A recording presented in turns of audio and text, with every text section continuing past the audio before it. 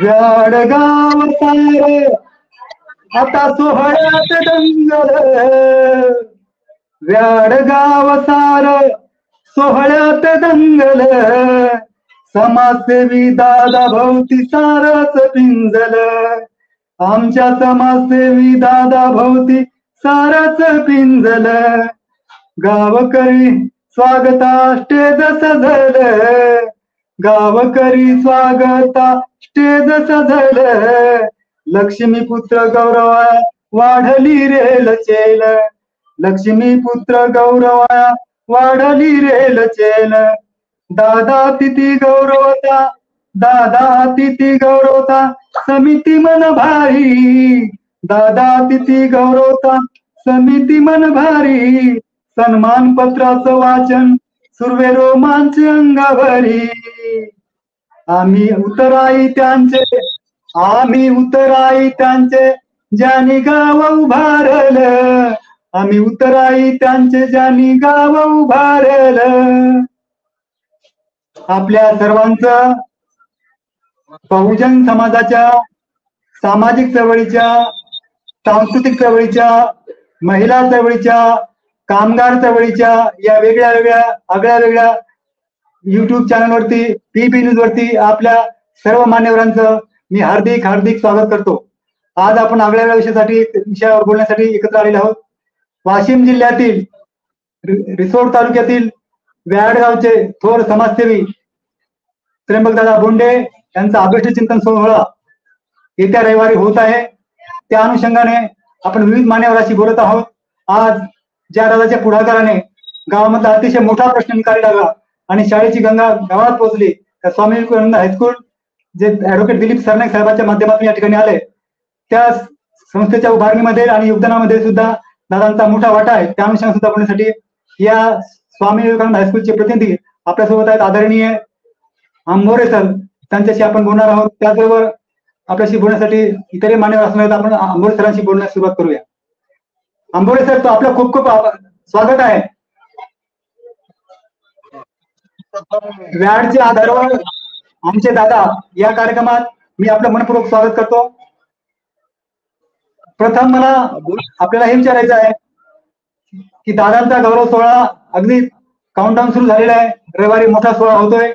गेली 3-4 महिने आपण सर्व मिळून आयोजन समिती म्हणून आपण सगळ्यांनी म्हणून खूप योगदान दिले.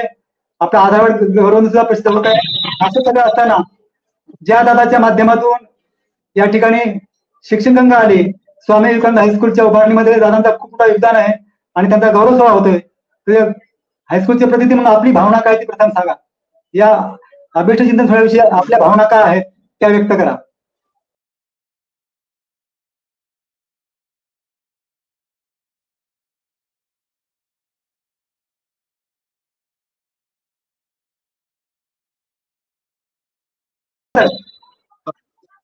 सर्वप्रथम राजकुमारजी सुर्वे साहेब, आपण हा जो काही उपक्रम करताय त्याबद्दल मी आपले मनपूर्वक या ठिकाणी अभिनंदन करतो.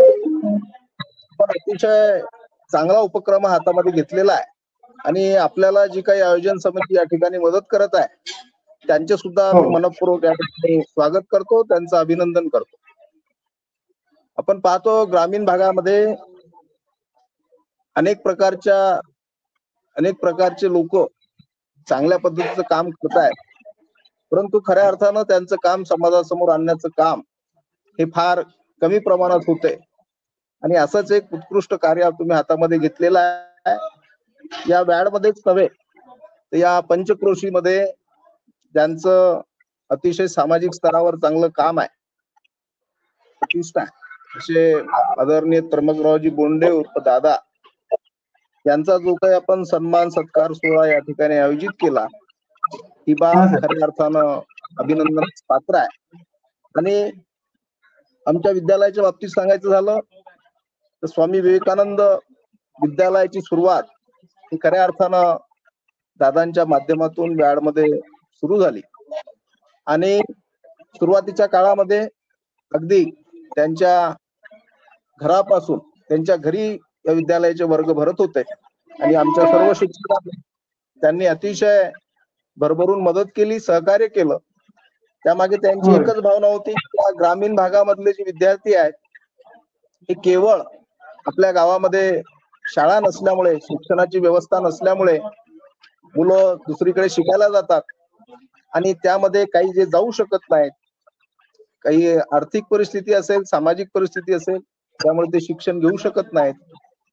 म्हणून त्या मुलांची हेळसांड होऊ नये म्हणून दादाने ठिकाणी विद्यालय सुरू केलं आणि आमच्या विद्यालयाचे संस्थापक अध्यक्ष ॲडव्होकेट दिलीपरावजी सरनाईक साहेब यांच्या समवेत त्यांनी व्याळ आणि वलाना आणि आजूबाजूच्या परिसरातील मुलांना शिक्षणाची सोय उपलब्ध व्हावी या उदात्त हेतूने विद्यालय सुरू केलं आणि हे 1993 पासून आजपर्यंत हे विद्यालय अतिशय यशस्वीपणे दादाच्या मार्गदर्शनाखाली, दादांच्या आशीर्वादाने हे चांगल्या पद्धतीनं विद्यालय सुरू आहे. आणि आम्ही शिक्षक म्हणून दादांचा जो सामाजिक दर्जा आहे, दादांचं जे सामाजिक कार्य आहे, त्यांची जी सामाजिक प्रतिष्ठा आहे ती जोपासण्याचं काम आम्ही सर्व विद्यालयाचे शिक्षक, शिक्षकेतर कर्मचारी करत असतो. आणि मला सांगायला सार्थ अभिमान आहे, मी दादांच्या सानिध्यामध्ये 2000 पासून आलो, म्हणजे आज 24 वर्षापूर्वी त्यांच्या संपर्कात आलो. दादांनी मला एकच गोष्ट सांगितली की या मुलांना तुमच्याशिवाय बाहेर कोणी शिकवणारं नाही, मार्गदर्शन करणारं नाही. आमचे जे पालक आहेत ते सुद्धा साधारण परिस्थितीमध्ये आहेत, त्यांना सुद्धा शिक्षणाचं तेवढं काही देणं घेणं नाही. म्हणून ही गोरगरिबाची मुलं चांगली शिकली पाहिजे, त्यासाठी तुम्ही अतिशय प्रामाणिक प्रयत्न केले पाहिजे. ही दादांनी 2000 मध्ये मला जे मार्गदर्शन केलं, त्यांच्या मार्गदर्शनानुसार सुद्धा मीच नव्हे, आमच्या विद्यालयाचे सर्व शिक्षक वृंद असतील, शिक्षकेतर कर्मचारी असतील, त्यांच्या जे काही कार्याला समोर नेण्याचं आम्ही काम करत आहोत. आणि येत्या रविवारी आपण जो काही कार्यक्रम या ठिकाणी घेतलेला आहे तो या विद्यालयामध्ये होणार आहे. मी आमच्या विद्यालयाच्या वतीने आपल्या सर्वांचं या ठिकाणी स्वागत करतो. आणि तुमची जी काही समिती आहे त्यांनी खऱ्या अर्थानं अतिशय प्रचंड मेहनत या ठिकाणी घेतलेली आहे. तुम्ही जी काही पुस्तिका या ठिकाणी आधारवड नावाने काढत आहात, खऱ्या अर्थानं दादाचं जे काही आयुष्यातील चांगलं कार्य आहे ते त्यामध्ये तुम्ही समाविष्ट केलेलं आहे. मी पुन्हा एकदा तुमचे या ठिकाणी अभिनंदन करतो. आणि दादांसारखं एक उत्तुंग व्यक्तिमत्व की जे आपण पाहतो, लोक आध्यात्मिक किंवा धार्मिक क्षेत्रामध्ये काम करतात खूप काही पुण्य मिळवण्यासाठी, पण दादांनी खऱ्या अर्थानं गोरगरिबांना मदत करून सर्वसामान्यांच्या पाठीशी उभं राहून सुखदुःखामध्ये सहभागी होऊन त्यांनी जे कमावलेलं आहे, मला असं वाटतं त्याच्यापेक्षा मोठं कोणतं पुण्याचं कार्य असू शकत नाही. म्हणून दादांना उदंड आयुष्य लाभो आणि त्यांच्या या सत्कार सोहळ्याच्या निमित्ताने आपण सर्वजण त्यांना शुभेच्छा देऊया, सदिच्छा देऊया. आणि तुम्ही ठेवलेला जो कार्यक्रम आहे त्याच्यामध्ये आम्ही चांगल्या प्रकारे त्या ठिकाणी सहभागी आहोत. धन्यवाद. अगदी बरोबर आहे सर, तुम्ही सांगताय ते. आणि दादासोबत आपला मोठा सहवास आहे. जवळजवळ 24 वर्षापासून आपण दादाच्या संपर्कात आहात. तुम्ही या ठिकाणी आहात, विवेकानंद हायस्कूलचे प्रतिनिधी आहातच आहात. त्याचबरोबर तुम्ही सुद्धा आमच्यासाठी मीडियाचे माध्यमातलेच आहात. का पत्रकार संघटनेशी आपला संबंध आहे, आपलं सुद्धा एक माध्यम आहे, त्या माध्यमातून आपण काम करताय. असं असताना तटस्थपणे जेव्हा आपण या उत्तुंग व्यक्तिमत्व पाहतो, दादासारख्या आधार आपण प्रसिद्ध करत आहोत, तरी व्यक्तिमत्व आधारामध्ये सामावून घेणं अवघड आहे. कारण महणे असं व्यक्तिमत्व आहे. आपण तो एक प्रयत्न केलाय की त्यांना एका ग्रंथामध्ये आणण्याचा प्रयत्न केला, त्यांना उभा करण्याचा प्रयत्न केला, पण आपले शब्द अपुरे पडतील असे व्यक्तिमत्व आहे. असा तुम्ही तटस्थपणे जेव्हा शिक्षक तर आहात, तुम्ही पिढी घडवतच आहात, त्याचबरोबर तुम्ही पत्रकार आहात, निपक्षपणे तुम्ही पत्रकारिता करताय. एका पत्रकार संघाचे पदाधिकारी आपण आहात, आपल्या युट्यूब चॅनलशी आपण निगडीत आहात. असं असताना एक समाज माध्यमाचा प्रतिनिधी म्हणून तुम्ही दादाकडे जेव्हा पाहता तेव्हा दादाचे असे कोणते तुम्हाला गुण प्रभावित करतात, तुम्ही प्रामुख्याने 2-3 गुण सांगू शकता? 2-3 गुण असे कोणते दादाचे आहेत की तुम्हाला अधिक प्रभावित करतात? दादाचा सगळ्यात महत्वाचा गुण आहे, त्याला आपण म्हणतो आणि इतरांशी प्रेमाने सद्भावाने वागणे, त्यानंतर कुणाच्या अडचणीच्या काळामध्ये स्वतःहून त्या ठिकाणी धावून जाणे आणि आपल्या आजूबाजूची जी मंडळी आहे त्यांच्यावर संस्कार ठेवणे, त्यांचा संस्कारित ठेवणे हे दादांचं फार मोठं कार्य आहे. त्यांचा एक गुण आहे की ते सामाजिक राजकीय क्षेत्रामध्ये जरी असले तरी ते कोणाच्या विषयी त्यांच्या मनामध्ये आकस राहत नाही, कोणाच्या बद्दल त्यांच्या मनामध्ये द्वेषभाव राहत नाही. आणि मग जो व्यक्ती त्यांच्या संपर्कात येतो, मग दादांच्या त्या शांत स्वभावामुळे आणि त्या दादांच्या त्या सुद्धा तसंच बघायला लागतो. म्हणून एक दादांचा एक वेगळा आदर आहे. आणि आपण दादा ज्या अर्थाने म्हणतो त्यांनी ते दातृत्व आहे त्या ठिकाणी सिद्ध केलेलं आहे. म्हणून ते अगदी लहान मुलापासून तर वयोवृद्धापर्यंत प्रत्येक व्यक्ती त्यांना अतिशय ही खऱ्या अर्थानं त्यांचं फार मोठी एक आपण गुण म्हणू किंवा त्यांचं एक चांगलं सत्कार्य आहे. अगदी बरोबर आहे सर. अशी माणसं जी असतात ते लाखात एक माणसं असतात आणि सगळ्यांसाठी ते एक प्रभावितशाली व्यक्तिमत्व आपण त्यांच्याकडे पाहतो. आता आदर्श त्यांच्याकडे आपण पाहतो. दादाचा आपण जो समाजकारण पाहतो, राजकारण पाहतो, गावात त्यांचं एकूण भूमिका पाहतो. ती भूमिका सगळ्यांना पुढे घेऊन जाण्याची भूमिका आहे. त्यांचं राजकारण सुद्धा बेरजेचं राजकारण आहे आणि त्याच्यामुळे त्यांचा कोणत्याही एका पक्षासाठी नाही तर सर्व समाजाशी त्यांचा वावर आहे. विविध क्षेत्रात त्यांचे मान्यवर जोडले आहेत आणि मोठा लोकसंघ असलेला व्यक्तिमत्व आपल्याला लाभलेला आहे आणि त्यांच्या संपर्कात तुम्ही आम्ही फार काळ बराचसा काळ आपल्या जीवनात दिला ते आपल्यासाठी धन्यता मानावं असं ते वातावरण आहे. आजच्या विद्यार्थ्यासाठी किंवा आजच्या राजकारण्यासाठी एक आदर्शित असा वस्तुपाठ आहे की त्यांनी कधी आपला विचार सोडलेला नाही आणि त्यांचं राजकारण कधी स्वतःच्या हिताचं नव्हतं, समाज हिताचं, गाव हिताचं राजकारण त्यांनी केलंय. आजच्या पिढीला त्यांच्याकडे घेण्याचा कोणता एखादा महत्वाचा गुण मला असं वाटतो की आपल्या पिढीमध्ये तो उतरला पाहिजे. आजच्या भावी राजकारण्यासाठी समाजकारणासाठी ते कसे आधारस्तंभ आहेत, दीपस्तंभ आहेत असं मला वाटतं. त्यांचा कोणता आदर्श वस्तुपाठ आपल्या राजकारणी मंडळीमध्ये, व्यवहारामध्ये, समाजकारणामध्ये आपण अंगीकारला पाहिजे. नवीन पिढीसाठी कोणता प्रेरणादायक गुण असेल असं तुम्ही अधोरेखित करू शकता. प्रामुख्याने त्यांचा कोणता गुण सगळ्यांनी स्वीकारला पाहिजे असं मला वाटतं. सर्वांसाठी उपयोगी त्यांचा संदेश काय आहे त्यांच्या जीवनाचा? त्यांच्या जीवनात आपल्या सर्वांसाठी दादा प्रेरक आहेत. त्यांचा कोणता गुण आहे की तो आपल्या सगळ्यांनी घेतला पाहिजे? आपल्या सर्वांसाठी दादांकडून एक संदेश असा आपल्याला घेता येईल की माणूस हा एक सामाजिक माणसाचं एक उत्तरदायित्व असते, एक जबाबदारी असते. कुठल्याही समाजामध्ये माणूस जगत असताना आपण समाजाचं काहीतरी देणं लागतो आणि त्याची परतफेड आपण कोणत्या ना कोणत्या पद्धतीने केली पाहिजे. हा सगळ्यात मोठा संदेश दादांच्या माध्यमातून आपल्याला घेता येईल की दादांनी या समाजाचं जे काही देणं आहे ते त्यांनी सढळ हाताने देण्याचा प्रयत्न केलेला आहे आणि त्यांच्या संपर्कात असणारी इतरही जे सर्व आहेत दादांचं हे अनुकरण करतायत आणि भविष्यात आपण सर्वांनी केलं पाहिजे. मला असं त्यांच्या जीवनाचा सगळ्यात मोठा संदेश वाटतो.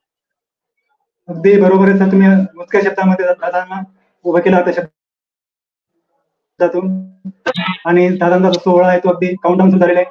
रविवारी आपण सगळे भेटणार आहोत आणि आपल्या सगळ्यांचे मार्गदर्शक, आपल्या सर्वांचे प्रेरणास्थान त्यांच्याविषयी आपल्याला खूप नितांत आदर आहे.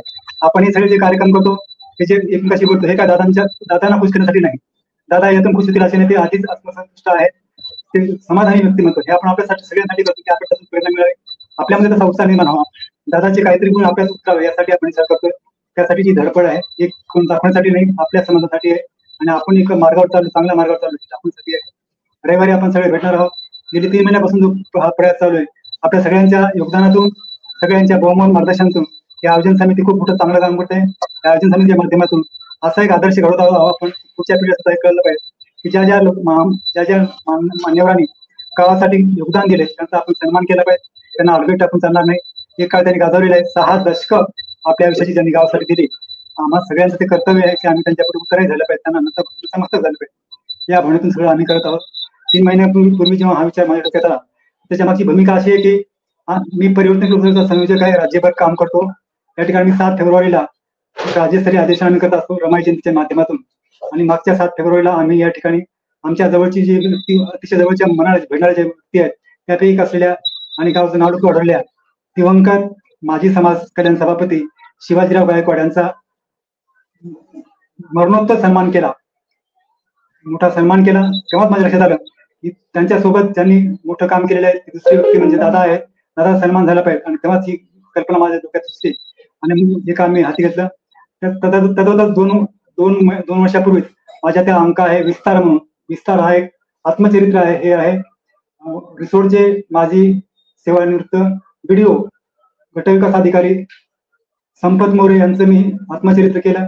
तेव्हाच मला असं वाटलं की आपण या आत्मचरित्रात सगळ्या गावात सगळा परिसर आहे, वाशिम जिल्हा, रिसोड तालुका सगळ्या गावाचा उल्लेख आहे. तेव्हाच असं वाटलं की आपण गावात पोहोचण्यासाठीच आहोत आणि आधारच्या माध्यमातून थेट गावात पोहोचलो, आपल्या सगळ्यांशी भेटलो दादा हे माध्यम आहेत. दादाच्या माध्यमातून मला आंबोरे सर कोणी बघायला मिळाले, त्यांच्याशी बोलता आलं. असे अनेक मान्यवराशी मी जोडल्या गेलो. त्याचं माध्यम दादा आहे. दादा आपल्यासाठी दुवा आहे, सगळं दादा आहे. आणि आधारावर करताना माझ्या जीवनात सगळ्यात मोठा क्षण आहे. अनेक पुस्तकं केली, त्याच्यामध्ये सांगता येईल. माझ्याकडे आता हे मुंबईचे माजी जिल्हाधिकारी वसंत गवई यांचं आत्मचरित्र आहे, जे मी स्वतः केलं. 3.5 लाखाचा खर्चाचा आहे. महाराष्ट्रातले पहिले बुलढाणा जिल्ह्यातील मंत्रालयातील अधिकारी असलेले आणि मुंबईचे जिल्हाधिकारी आलेले व्यक्ती, त्यांचं ग्रंथमाला करता आला तेव्हाही खूप आनंद होता. पण हा आधारवड करताना जो आनंद आहे, तो आनंद शब्दापलीकडचा आहे. ते मला करता आलं, साकारता आलं. त्यात मी कुणीच नाही, मी शून्य आहे. या आयोजन समितीने केलं, तुम्ही सारख्या लोकांनी सहकार्य केलं, तुम्ही साहित्य दिलं आणि हा आधारवड जन्माला आला. आधारवड आता माझ्या हाती पोहोचतोय आता काही तासात, आणि रविवारी 2 दिवस आधी तिथे मी पोहोचलोय. मोठं कौतुक आहे, मोठा सन्मान आहे आणि गावाच्या मातीची मोठी प्रेरणा आहे. आपल्या सगळ्यांचं सहकार्यांचं मोठं योगदान आहे. तुम्हाला सगळ्यांचा आभारी आहे. आपल्या सगळ्यांची प्रतीक्षा आहे. नक्कीच आपण भेटणार आहोत 7 तारखेला. धन्यवाद सर, खूप खूप आभारी आहे. धन्यवाद.